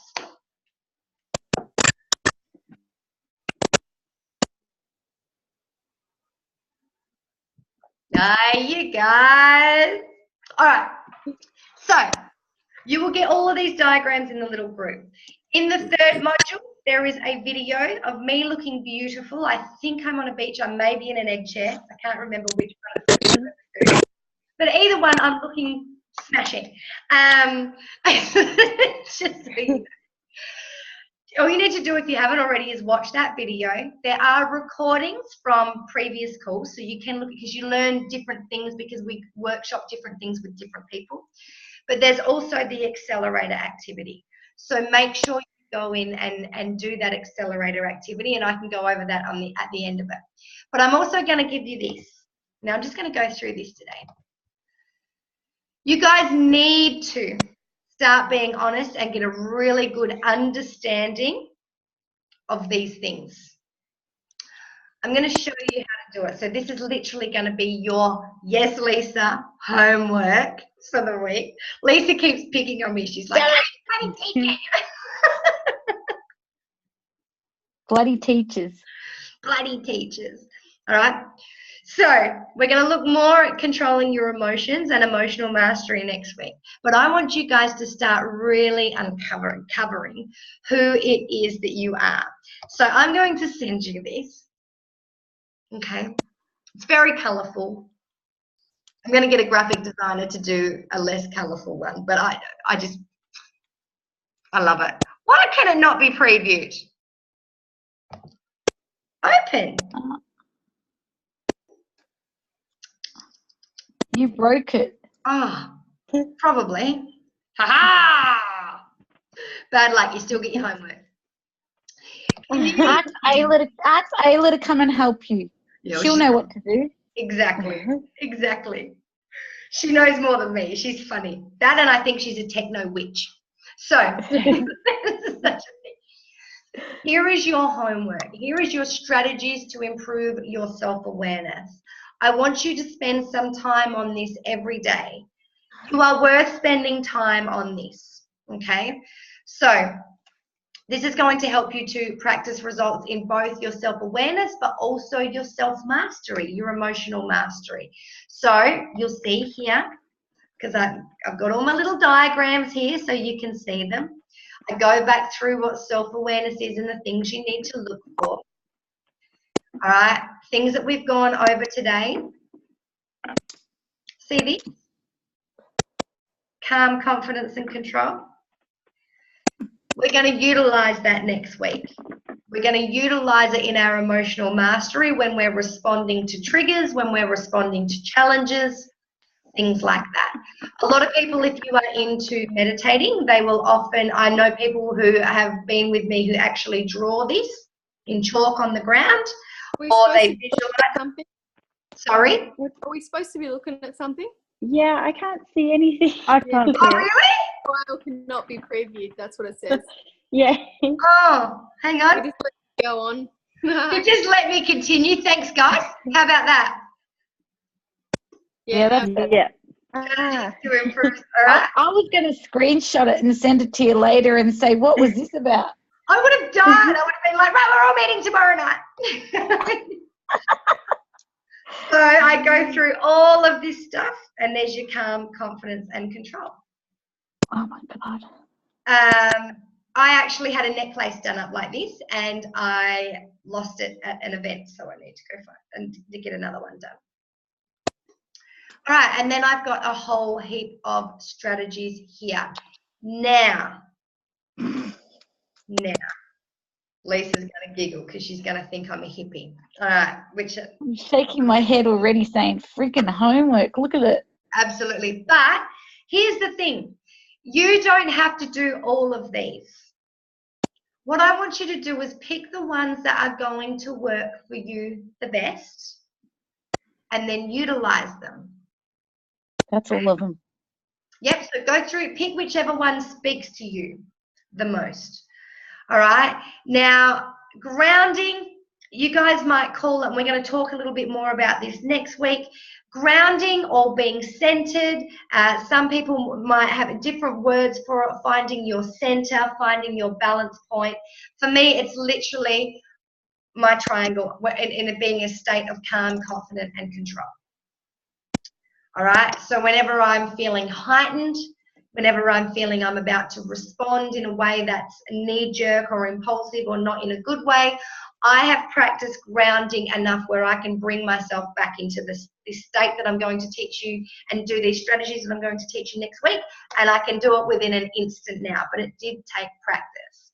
All right, so your emotions or your senses might be heightened, right? That might have happened to you today. In certain situations, certain people might trigger that for you. Certain situations might trigger that for you. You might have trouble focusing or feeling anxious, frustrated, or fearful, feeling unbalanced, tired, scattered, stressed. All right, all these are key words to say that you're not in your center, you're not in your balance point, you're not within your complete power, your calm, confidence, and control. Abby, I'm never in that. I might have to catch the rest of this on replay because it's 12:30 and my son wakes up at 6. Go for it. What I'll do, I'll send the replay once it's uploaded. I will send it back to you straight through the private chat. That's where I send all of this stuff. Okay, cool. Cool. Thank you. No worries. Night, Stacker. Good night. Yes, Becca. Bye. Night. Night. So we're going to spend some time finding your center, finding your grounding. Now, people have different ways of doing it. For me, it happens in an instant now, but you might have a certain song that you listen to, taking your shoes off and going for a walk, meditating. But I'm going to show you a process to get yourself into this so that when you feel like you're going to react in a way that's not going to get you the best outcome, that you can have calm, confidence, control, capture what's going on, and then come up with the best action for yourself. Now, down here, I do have I wonder if that'll open. Yes. This is the best document that I have found on this. I was going to create one myself, but this is something that I use to understand whether I was just in a state of being balanced. Now, being balanced doesn't mean you're overjoyed, doesn't matter you're underjoyed. It's just sort of feeling happy, sort of feeling relaxed, sort of feeling balanced so that you're in the best state of mind. Because being really happy and being really joyful is also an emotion that affects our decisions. Does that make any sense? And sometimes we can be so happy and we actually make decisions that aren't good. You go, oh, well, at the time I was feeling really good and then I chose to do that. Well, I probably shouldn't have done that. Okay. So decision, okay, often after 3 bottles of wine, yeah, sure, go, whatever. Okay. Yeah. So big decisions really need to be made from a place of intuition and balance. Okay, so this here helps you how to center yourself. But there's a whole heap of questions on that website to get you understanding whether you're out of whack, whether you're out of ground, whether you're out of balance. Because a lot of us don't even know this. A lot of us are so stressed and so heightened all the time that that's become our normal. We think that Yeah, I keep getting told that. yeah. I think I'm relaxed You But look apparently- relaxed. But apparently I'm not. You look relaxed at the moment. You do. No, I'm not. You I'm look. not. Well, we do. We've just become to think that tense or busy or upset or stressed is normal, and it's not. It impacts our health. So there's a few questions here that you can go through and actually ask yourself to work out, am I in a balanced state more often than not? Or am I out of whack, out of balance, out of ground, whatever you want to call it? So and look at it at different parts of the day, because when you look at it at different parts of the day, you'll start understanding what your triggers are. Okay, so if you're more reactive or more heightened in the morning, what are the triggers that are creating that? Are you more heightened or more reactive in the middle of the day? What are your triggers? So you can just go through these questions. Do you start the day in a calm state or a reactive state? So when you get out of bed, how are you? Yeah. I'm a moody bitch when I get tired. What Really does that badly. tell you? You need to sleep Really, more. really bad. I'm really bad when I'm tired. Absolutely. But do you let yourself get tired more often than not? Are you giving yourself the value and the worth to get enough sleep to take care of yourself? Yeah, but still tired all the time. And what do you do for yourself when you're tired? Are you talking about when you come home from work? Are you talking about all the time? All the time. Okay, why do you think? Probably get too much sleep. Too much sleep. That's good. Sort of, not really. So there's a whole heap of different things that you can try. There's different periodical sleep states that you can try. Is there a reason why you're getting too much sleep? Is there a reason that a certain way that you're feeling, something going in your life at the moment where you sleep more often than you should? I just love it. I just love it. You're funny. You're funny. But are you different things? So this is part of being self-aware. Am I getting the right nutrients? Am I treating my body well enough so that I've got the energy that I need? Oh, no, I'm not doing that. Well, there you go. That could also be contributing to your tiredness. Okay, so this is about becoming self-aware and looking at what we need to change. That's something we can work on, Lisa, my dear. So then things like, how do you feel at the end of the day? Are you feeling nourished or are you depleted? I know that I used to love the end of the day. I used to love it. I'd be tired all through the day, and then I'd come home and I'd be like, yes. Why? Because I didn't like the existence that I was in. My job wasn't serving me. I was dealing with people that I didn't want to deal with, so I was depleted during the end of the day. Now, when I actually started asking myself these questions, this is when I started realizing this and going, oh, hang on a second, I'm doing something that I don't want to do. I actually want to be spending more time with my children. Not doing this committee, not doing this. So this is why we've got these questions to go through. How about during the middle of the day? Are you focused? Are you scattered? Okay. Are you eating enough? Are you having breakfast? Okay. And when you start coming up with the answers, this is where you can ask yourself, well, why? Why am I scattered during the middle of the day? Why am I nourished in the morning but depleted at the end of the day, or vice versa? Okay. So you just go through, and then it talks about what the center feels like. Okay, because your center it's there for you to look at. Your center it's non-resistant. Okay, it's a place of does that make sense? A place of non-resistance. It's a place where you don't want to win, you don't want to lose. It's just your place of calm and non-resistance and non-reactivity, where you can make really sound decisions for yourself. And I'm going to show you that next week. But actually learning to get into that and having a look and really interpreting your life, how you're feeling, what your triggers are, that's just a really good process to start. How's everyone going with it so far? I'm really keen on that one. Good. That's one that you should all be doing, okay, and working on it. So if I say you have to do one, that's the one I want you to do, all right? And this isn't something that you stop doing, okay, because once you actually start finding your state of non-resistance, your state of ground, if you practice that every day for a few weeks or a few months, you will find that you can get into that state instantly. So you start actually having control over your emotions. You start being aware and go, wow, I'm scattered. Wow, I'm heightened. Wow, I'm over whack. What I teach next week is to get you into that ground, into that non-resistance, and this is where you do your evaluation. Okay, so really cool. And you'll love it. Other people meditate, it's the same sort of thing.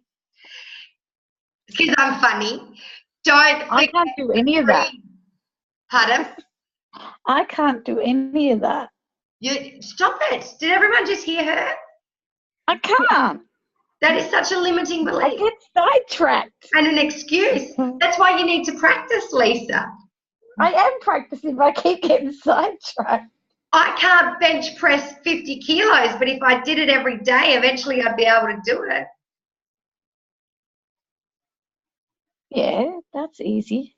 Exactly. Do you know how many people, same thing, give up meditation because after a week they're like, oh, I can't do it. Do you know, I try to do meditation when I go to bed at night, and it makes me, I fall asleep before it's even a quarter of the way. That's great. The same as me. Well, this is just a form of meditating, of getting yourself into a state of non-resistance. But I guarantee you, if you stick to it, remember it takes 66 days to formulate a new habit in your brain. You do it for 66 days, you will be able to do it. And you don't have to, I always say, start in somewhere where you're warm and comfortable and safe. But once you get better at it, you'll be able to go into your grounding non-resistance anywhere. You could be at work and go, well, I'm scattered, ground. That's what I want. Ground. That's the part I want.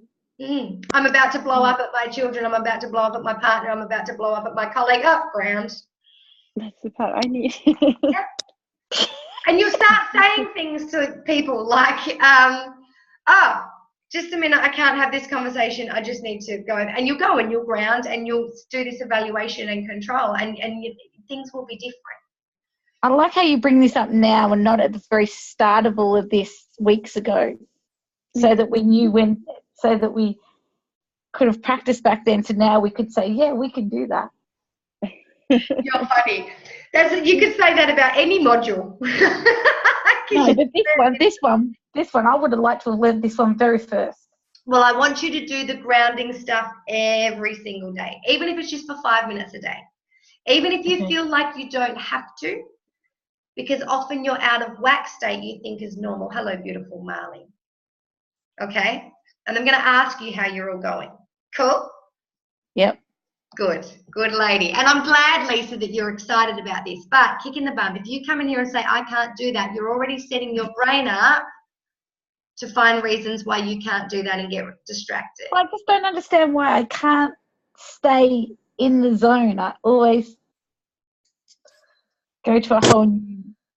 Yeah, because your brain wanders. It takes practice to settle your mind.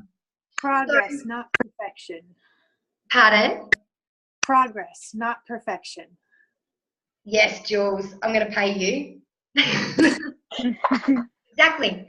You just need to get better at it. I try and do this sometimes, and sometimes my mind wanders too. When I first started doing this, one of the best tips that someone ever gave me was to say the word ham and literally say it out loud. Because what I was learning to do was to focus on one thing rather than my mind wandering, and I've got to do this, and then I've got to cook dinner, and then I've got to, oh shit, bring it back. It's okay, and it's okay if it wanders. Just be mindful of it and go, oh, it's wandering, bring it back. Okay. Okay? And if you have to, just sit there and say ham, ham, ham, and just concentrate on that. Look at Anita. You can say anything you want to, but that's why you see the people go, because it's clearing all the wandering thoughts. They've only got one frequency to focus on. Oh, it's all right. I have a good word I can use then. Yeah, I can just imagine your words. All right. Don't forget to breathe. I know that sounds silly, but when you're out of whack, when your emotions are heightened, when you're scattered, when you're not focused, your breathing won't happen properly, and it's physiological. Okay, it's really hard to ground. It's really hard to think properly, to be productive, to feel energized if your breathing is shallow. So become really mindful of your breathing. Now, I literally, when I'm grounding, I want you guys to do this before you ground. If you need to sit down on the ground, if you need to do whatever you need to do, but what we're going to do is we're going to put in an anchor. Okay, and you're going to learn more about anchoring. You guys would have anchors at the moment that you're probably not even aware of. Okay, but this is an emotional anchor. So what you're going to do is you're going to move your body before you ground at any time before you ground. Now, you can do what you want, but I'm going to show you a suggestion. So that all you have to do is do that movement, and your muscle memory will trigger your brain, and your brain will go, oh, I'm grounded. Cool. Okay, so what you want to do is when I was starting out, I'd shuffle my feet. So rebalance, because often when you're heightened, your posture will be forward, your chest won't open, you'll shallow breathe. Okay, it's all just physiological learned behaviors. So shuffle your feet, big breath, shoulders back. Every time before you ground. Okay, and then you start finding your non-resistance, just relaxed state. Now, you might have something else that you do. I've got anchors for lots of things. If I want to feel powerful and unstoppable and excited, yes, right? Antoinette knows what I'm talking about. You guys would have anchors for everything. And we're going to do more with anchoring, okay? We're going to do lots more with anchoring, but you guys would have a trigger. So people that bite their fingernails when they're nervous, when you actually make a person mindful of that, some people they won't have anything to be nervous about, and they'll start realizing that they are so used to biting their fingers when they're nervous that when they bring their fingers up here, even when they're not nervous, they get nervous because that's how their brain interprets that action. Okay, so you want to have a really good action. The reason I say shuffle your feet is because it brings your whole body aware. Breathe in, shoulders back, and breathe. And after you do that enough times, as soon as you start shuffling, your brain will go, oh, I'm grounding. Okay, I just need to settle my emotions and get into my balanced state. Cool. How's that sound? Good. Good? Good? That's why a lot of people have, when they meditate, they might have a certain picture that they visualize or they look at. That's an anchor. Or a certain song that they listen to, apart from the beats interacting with the frequencies. That's an anchor. How many of you guys have got songs that you listen to and you're like, yes, this pumps me up. Oh my God, that makes me so sad. It's an anchor. You have a certain experience or emotion attached to that, right? Shuffling your feet back, do it often enough, it becomes an anchor. Oh, getting into a state of non-resistance, getting into my center, my balance, my grounding state, whatever you want to call it. Sound good? Yeah. Yeah. Cool. Excellent. See, a lot of us aren't just aware of this. Okay? And it's good for your health. If you're stressed and tired all the time, you're not breathing enough. It's not good for you. Breathe more. Breathe more deeply. I shallow breathe all the time. Well, breathe more. Be aware, because this is part of being more aware. All right? So really put your shoulders back and spend 5 minutes every day just being mindful of being relaxed and grounded and breathing. Yeah? Okay. Good girl. I'm going to come to your house and check that you're doing it. That's weird. That's weird. All right. Who am I again? Okay, who am I again? Some of us are so out of touch.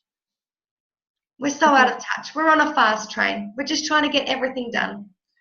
We don't have time to look at where the waves kiss the sand and where the granites meet the sky. We're just trying to get from here to here. All right. We need to stop trying to get from here to here for this week. I want you to reconnect with yourselves. Now, for those of you that have been with me doing the dreams and desires and the roles and obligation, the little self, true self, you've done some stuff on this, right? We're going to go further into this because we often spend, as I said, so much time satisfying others, especially as women. That's the rule book that we think we get handed. That's the expectations we've built around the role of being a woman, of being a mum, of being a whatever. We lose connection with who we are. We lie to ourselves about what we like doing, what we don't like doing. We lie to ourselves that certain people are good to us or good for us. Okay? We lie to ourselves that we're giving ourselves enough time. Oh, I did my nails this week. I've practiced self-care. We put things in and we say, that's hippy-dippy. That's fluffy stuff. My mental and emotional real estate. That's for hippies. All right, we make excuses all the time to not have to fulfill our own needs. So one of the ways that you can do this is the Myers-Briggs test. Now, I know Antoinette's done this, and I'm going to ask her what she's come up with because it's so exciting. All right? There is no judgment. There is no consequences with your answers. Okay, what I used to do is make people do it before. I don't care if people do it before or after this call. But what a lot of people will do is they will put the answers in that they think they should have. Okay, so they will answer the questions based on the creation of themselves that they have created, or based on what other people will think when they deliver their answers. You need to be really honest.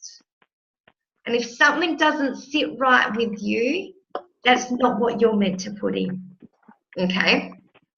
This is going to give you a really true perception of how you perceive the world and how you make decisions. It's a really fantastic little test, and I will send it to you. It looks like, and you can do them online. There is one online free, but it is in our module. Okay, so in the accelerator activities in there. So I'm just going to stop share. It looks like this, and then I'm going to ask Antoinette hers. I know we're going a little bit late. Sorry about that. Oh, come on, you funny little thing. Bring it up. That's not what you were going to say. It's so what I was going to say. Get out of the way now. Now my Zoom thing's in my way. Aha! Gotcha. Go back. Can you guys see my screen changing? Yep.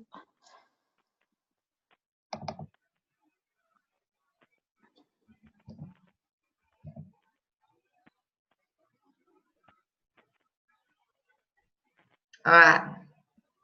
So here is the accelerator activity. I know that Antoinette has done it. Has anyone else done it? No. Cool. The Myers-Briggs test or this part? Oh, just the Myers-Briggs. If you have done it before, do it again because it changes as we get older. Yeah, beautiful. But the accelerator. So in module 3, this is the activity that I've given you to do. So you will undertake the Myers-Briggs test, and we're going to talk about this more next week as well. All right, and it will help you understand your personality type. So it will help you understand if you are more extroverted or more introverted. I am an extroverted introvert, believe it or not.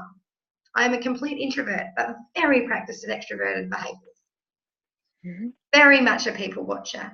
Whether you are more about thinking about a decision or making it out of feeling, making it out of your intuition. How do you prefer to take in information? Once again, is it intuition or sensing? Now you've got all this information there. It does look like it's a little bit blurry, so I might have to upload another one. And if you live your life more based on your perception of what's happening or what's judging, the judging that's going on. So I'm just going to stop sharing this again. Antoinette, as an example, so there's no point talking about it too much. You guys need to do it. But Antoinette, what did you come up with? I got ENFJ, so I haven't looked into it too much. I did save some information on it, but I haven't got around to having a look. And it's funny because I don't find myself an extrovert, but I ticked most of those apart from being the center of attention. So everything else in there I did. Yep. And I didn't feel very comfortable being a J because I don't like judging. The word.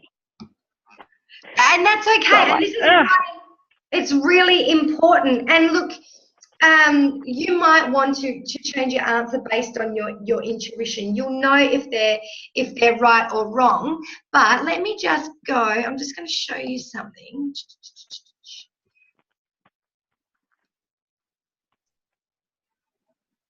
Okay. So. Are you ready? Are you still there? Yeah? Okay. Yeah, me.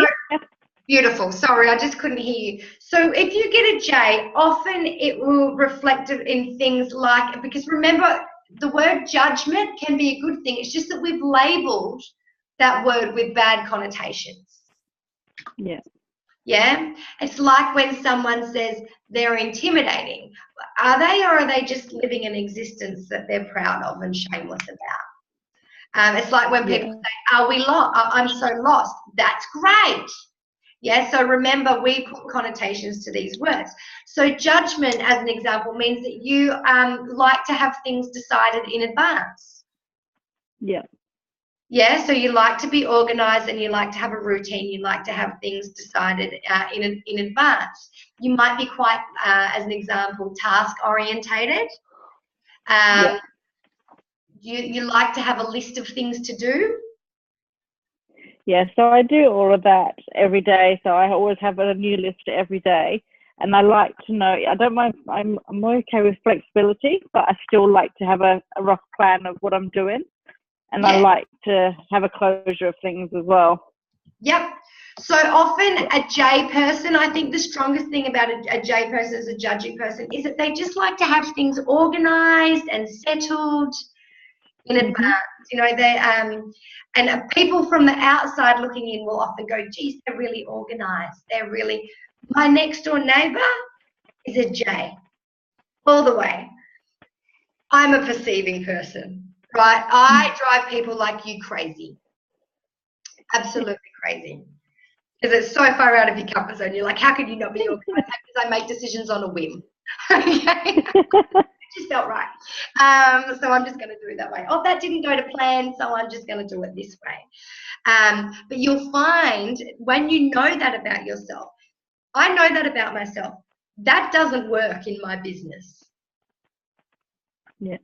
I know that I'm a perceiving person, but I need to be more judgment when it comes to undertaking business tasks. So this is part of, you can learn out what your strengths and your weaknesses are based on your personality type and where you are in your life.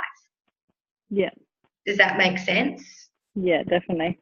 Yeah, excellent, excellent. So this is what's really cool about that. And you said also that you got N, so intuition instead of sensing. Yes. That makes complete sense. Hmm. Yeah, that makes absolute complete sense to you. I also think intuition, for example, is you are good at reading between the lines. Yeah. You just sometimes second guess your intuition. And occasionally. Yeah, and you consider a lot of different things as well. You look at different ideas, different possibilities, different outcomes, which an intuitive person does. You are interested in doing things new and different. That's an intuition person as well. And the other thing that I find really interesting about most intuition people, which is often taught out of us, so the Australian culture, our environment often teaches this out of us, but intuitive people will often look for signs. You know, you'll go, oh, the ducks have lined up. Yeah. Oh my God, it was meant to happen because this happened. Yeah. Oh, this happened and this happened and this happened. That's a sign. I'm going to have to do it. Okay. And you're really in touch with that sort of stuff as well. But a lot of the time that gets taught out of us because we're taught that that's weird. That's not what's really happening. I'm a big intuition person. Oh my God, repetitive numbers. Such and such called me and then this happened. Yeah? Yeah. Cool. Cool. All right. Thank you, everyone, for giving us that time. I will go back to... where did it go? Where did it go? I've gotten out of it. Okay, fine. I'll just have to bring it up again. Excuse me, everyone. And it's all right. I'm going to send all this through to you. I promise I won't keep you much longer. It's getting late, I know. Is anyone getting anything out of this? Or are you like, Abby, just let me go to bed, for God's sake? No, it's good. Good. All practical strategies. Right, and it's all here, so it's all fun. All right, now we're getting into the nitty-gritty. You ready? Yeah. Yep. Yeah. The list. The list. Making a list of everything that doesn't serve you. Now, if you press on this when it comes through, there will be a video, me talking about how to do this. Who's the comedian with the hair? Anyway, it doesn't matter. He actually also does a really fantastic video on this. I can share it in there. But you literally make a list of anything negative that's happened in your life that doesn't serve you. Anything that has ever pissed you off. Anything that has ever held you back. Any fear that you've ever had. Any projection that you are putting onto your life. Anything. And I mean anything. If you've watched my video, I literally had on my list that Jenny Fry told me that Father Christmas wasn't true on the yellow bus on the way to primary school. That had a big impact on my life. When I wrote it down, I was like 28, and when I wrote it down, I felt anger towards her and disappointment. I was like 7. Okay? But it impacted my life. Right? Absolutely. And it doesn't matter how big or how small that you do this. Now, there's a couple of reasons for it. One, it's capturing and controlling. All right? You are actually going to understand why you react to certain situations in certain ways because you're going to bring up experiences. Because what happens is you have an experience, your brain internalizes that, and then you have a response based on that old experience. Okay? Like Jenny, Christmas wasn't true. Doesn't matter. It's fine. I'm okay with it now. I'm joking. Okay. All right. And then you get to own it. You've got it all in front of you and you get to absolutely own it. And you realize that none of this has the power to affect me. Why? Because it's all in the past. You cannot control the past. And when you give energy to something you can't control, a little bit of a definition of being crazy. You can start reducing anger towards people that you've held anger onto for a long time, especially when you start grounding. You can start removing disappointment for things that you said, things that you did, things that you didn't do. Another really great thing for you to do once you've done this, and there is a side rule here, is that you then go and share it with someone. Same as what we talked about last week. I had like 9 pages or something when I did mine. And I was literally sharing things about what happened to me at high school and all the rest of it. And I felt so silly. And the person that I chose to tell, Wendy, was like, oh my God, I did that too. Or that happened to me too. So it makes helps you make amazing connections. It helps you to understand your drivers and your triggers because you'll start to see similarities between the things that you put down. Okay, but tell someone. Once again, my disclaimer, if you do choose to share this, because you've captured it, you've written it down, but when you actually voice it, it's a whole different thing. Sometimes you'll say things that might have affected you for decades, you actually say it out loud, and you go, oh my God, that's not even affecting me anymore.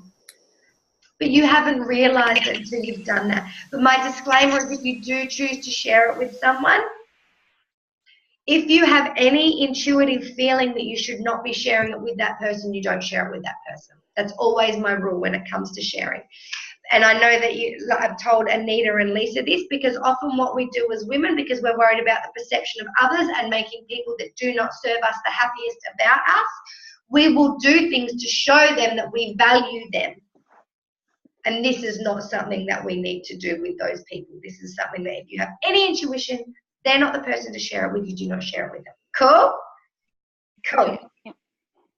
So you might be looking at strategies that are going to work for you that aren't going to work for you. All right, and I know that you did this one the other week, Anita. So here's my disclaimer again. If at all you feel like you shouldn't be asking a certain person, they're not the right person to have this exercise with. So getting feedback, because often the way we perceive ourselves is very different to the way other people perceive us. Okay, and it's really interesting. It's a really interesting exercise. So do they perceive you in the same way that you perceive yourself? I know Anita did this. Anita, did you want to share? Like the one with my husband. Yeah. Oh, I just got to go back out and get my other book because my phone was dying, so I had to come in here. That's okay. That's okay. While you're doing that, it's all right. While you're grabbing it. All right, so this goes into it even a little bit more, but you can ask someone, so what kind of a person do you think I am? What are my strengths and weaknesses? What are my desires? What am I most fearful of? What is holding me back? What behaviours are limiting my potential? If you had to describe me to someone else, what would you say? Is there anything you wouldn't tell me because of how I would react? I love that question. I love that question. How'd you go, my dear? Yeah, was it the limiting beliefs? The yes. shards? Yeah. So he straight off the bat was body image, lack of confidence. I have the skills to do it, but don't believe I can. Fear of failure, looking silly or out of place. And he had a quote which was, I see you in a totally different way that you see yourself, and it frustrates the hell out of me. Yeah. And how did that make you feel, or what did you get out of that exercise with Shan? Just kind of like, it was interesting to see what the way like someone else perceives me, like, yeah, like especially like straight off the bat, like he said, like body image and like the confidence, and that, you know, that he sees me differently. So yeah, it's kind of nice that like someone sees me differently, but it's also interesting what they point out. Yeah, absolutely. And often for those of us with partners, our partners will say things out of love and we don't take them out of love. So, yeah, it's like whenever I go shopping and I'm with Shan, if we go like clothes shopping, I'll pick something off the rack, but if he chooses something for me, he'll pick something completely different to what I would have chosen myself. But when I go and try, I'll look at that and be like, oh, no, I'm not really into that. But when I go and try both things on, 9 times out of 10, what he picked out for me actually suits me more than what I picked. absolutely. I love it. And people often see the good things in us that we've chosen not to see. So sometimes it's really nice to hear those things, but also, oh, there's the ghost playing with my Google Home again. Also be really mindful of your response and your reaction when you're getting that feedback. Because a lot of us are so used to not used to taking compliments, or it's going to hit on one of our limiting beliefs. So if someone says to you, I think you're a beautiful person, and you want to go, no, I'm not. Be really mindful about what that's saying to you about your own beliefs. Dear Shan. Lovely, lovely. And then the next one, guys, I promise I won't take too much of your time because you've already got it. So what is your real why? All right, we're going to look more into this next week, but I just want you to have a bit of an understanding. So when something happens, so when you feel out of whack, when something's triggered you, it helps you to understand your emotional triggers. Okay, we're going to look more into this next week. When you're feeling discomfort, anxious, nervous, angry, whatever your go-to emotions are, okay, this is where you work out exactly why you're feeling them. Because often we'll dismiss them. I can't do that, I don't have the money. That person made me angry. We're going to talk more about this. No one gets to make you angry, I promise. You are the only person that gets to make you angry. This is where you find your why, the root cause for your emotions, and where you find your triggers. So you literally go through and you ask yourself these questions. Why am I feeling like this? Why do I want to do this, or why don't I want to do this? Why am I not moving forward? Why am I angry? All right, and this is a good one to ask yourself a few times. Why am I angry? Because such and such said this about me. Why am I angry?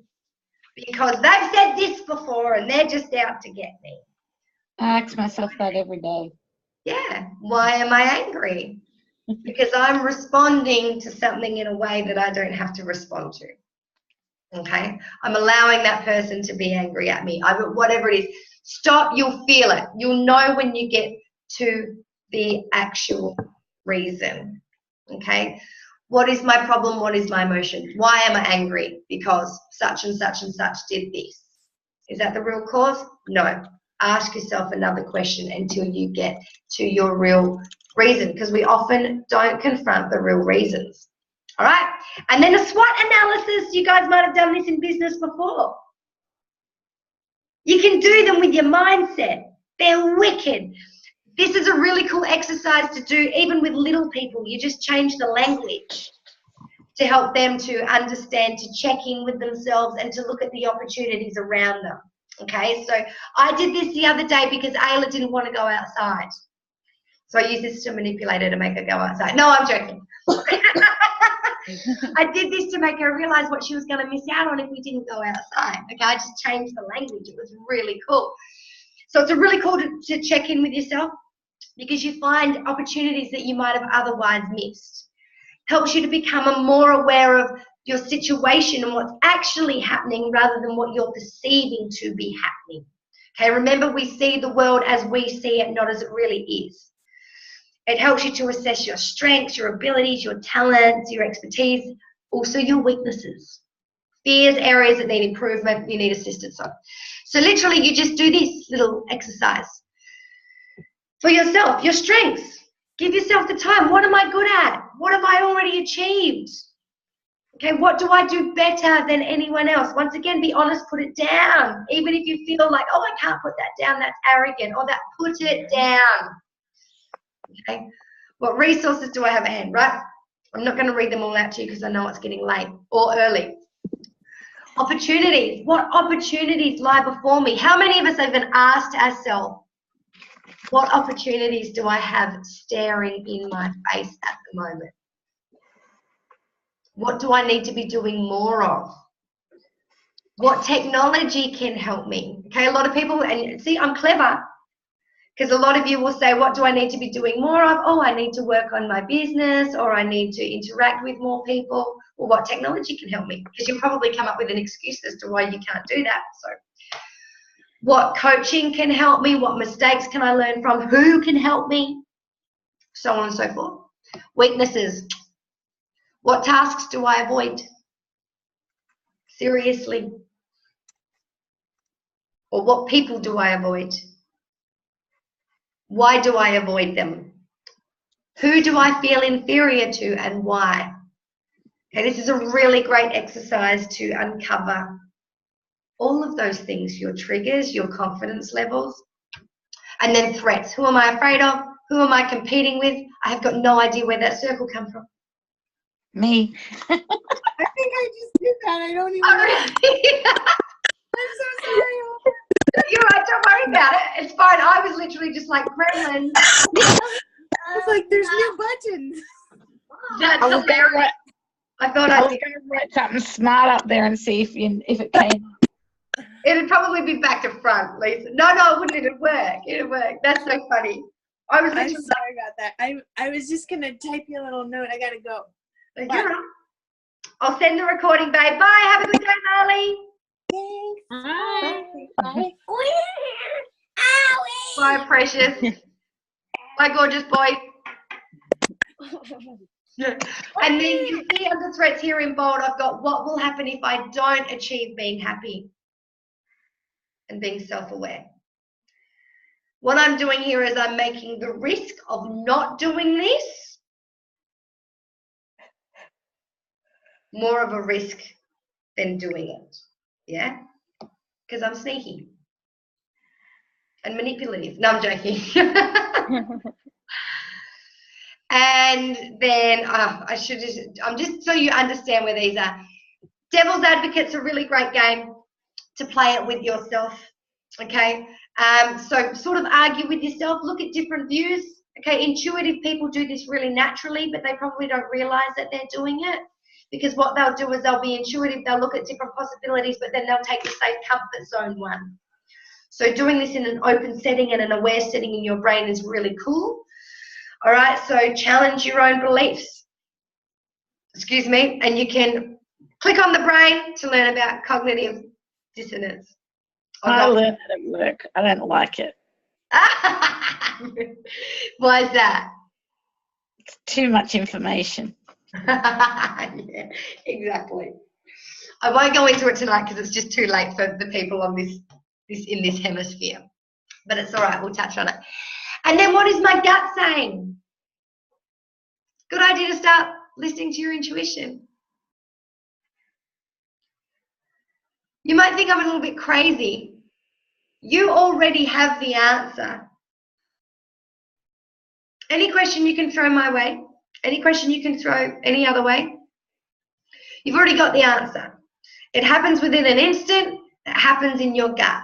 It happens in your intuition. There might be things that you have done for a long amount of time. I've had many women that have done this exercise that have said things like, I knew that I was going in a different direction to my partner 15 years ago. I already had the answer, I just didn't act on it. Or I knew that I wanted to go in a different direction 10 years ago. It was the same with me. I knew that I wanted to go into a different direction about 5 years before I actually did. I just didn't act on it. I knocked it on the head because it wasn't the safe option. All right? So you can practice by doing little things. If you feel like getting a cup of tea, go get one. Just go get one. Yeah? If you feel like having a rest, if you feel like going for a run, just go do that. All right? And then once you get really... legs? Pardon? Can I use your legs? Sure. I'll drop them off in the morning. They're good legs. And then for bigger things, and when you become really practiced at it, sorry, my Google Home, it only ever happens when I'm on this call where it starts talking on its own. Quite disturbing. Same thing, grounding, find your center, find your balance, and focus on what your gut's telling you. Start listening and feeling that. Some of us have come so out of practice. And I want you to check in with yourself daily. Okay, so I want you to practice at least grounding and breathing, shuffling your feet daily, if anything. But I want you to start getting really used to checking in with yourself, checking in with your emotions, checking into whether you're feeling balanced or out of whack. Okay, so you might just for this week go through and do one strategy every day, but I want you to ground every day, breathe every day. Yeah? Yeah. Yeah. How's that? Good. Good. Questions, thoughts? Yeah, it is a lot. I know it is a lot. But I just wanted you to be really clear, grounding and breathing, and then just use the strategies to uncover more of your self-awareness, the ones that spoke to you. Okay. Yeah, because people are going to pick different things. We've all got different ways of learning. We go into it more next week, which is really fun. I was just going to do another picture on your screen, but now I can't because you've taken your things away. I can only do it when you put up your files from your computer. I'm going to lock you out of them. Next week, we also look at more strategies about controlling our emotions and interpreting our emotions and stuff. So lots of fun. Okay. There's a lot to take in, and this is why I always take 2 or 3 weeks to do it, because it takes a long time. Makes sense. Yeah, it takes a long time, and some things can be really challenging. So next week, I'm going to look at your primitive brain and how it works. I'm going to show you the 3 parts of your brain, just on a really basic level, and you go, oh my God, yeah, oh. And sometimes it's not till someone shows you that simply, and we start going through the different processes that you look at that. I'm also going to talk to you next week briefly before we get into emotional intelligence. I'm going to talk to you a little bit about why we don't develop our self-awareness. Because it's a non-negotiable from now on. Got it? Got it? It's a non-negotiable. It's a non-negotiable. But it did go for a very long time tonight, so I'm not going to get through everything tonight. But I want you to take some time to just go through the activities and, yeah, practice those things. Cool? Yep, cool. More homework. It's bloody good homework, though. Lisa, tell me when anyone ever gave you homework that was this fun. I don't know because I never did homework. You're going to do this one. Lisa, Antoinette, have you met Lisa before? You'll meet her tomorrow morning. She's just defiant. She's just, no, she's not at all. That's funny. She's a smart ass and I love it. I love it. So nothing else, ladies? You're all good? All good. Don't need me to workshop anything? Pardon? Don't need me to workshop anything with you? No. Good. Right, this week is dedicated to you and developing your self-awareness. So I'll go through and I'll share those diagrams and I'll share that my little booklet with you into the copy and paste page. And you can have them at your leisure. Use them every day, damn it. Yes, Mum. Excellent. Same thing, check in the academy. Tell us all how you're going, share what you uncover. You're gonna get the most out of it that way because you're clarifying your learning. I've got a quick question for you. Yes. I figured out, it was only this week, I actually make myself tired. Go. Right? My brain says that if I'm not busy, I need to sleep or lie down or I get really tired. So the minute I'm working, doing something, I'm fine. The minute I sit down, I go, oh, I'm really tired now. Excellent. And I do that, yeah, but I don't know how to get out of it. Excellent. You act within 5 seconds. As soon as you become aware of it, you just change it. You get up and you act within 5 seconds of becoming aware of it. Use the I know you know the 5 second rule. Yeah. Use the 5 second rule because your body's ingrained that as a habit. So you just rechange that habit and go, no, I'm not going to sit down.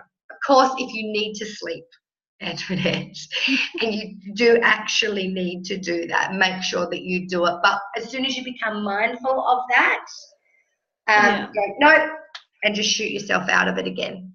But you know what? I want to actually be able to sit down without not feeling tired. Okay. So I want to be able to rewire it so that when I stop and I just want to rest and have a cup of tea, Yep. I don't feel tired. Okay. So I associate it all together. Perfect. So start finding your center and finding your grounding and then make a conscious decision to be energized and put an anchor in to be energized. So find an anchor to be energized. Yeah, cool. I don't know, whatever. It doesn't matter what it is. It doesn't matter what it is. But yeah, find your center, become aware of it, and then have an anchor to feeling energized. Do that enough, and you'll come into the habit of doing that. Yeah, cool. Thank Cool. you. No worries. Cool.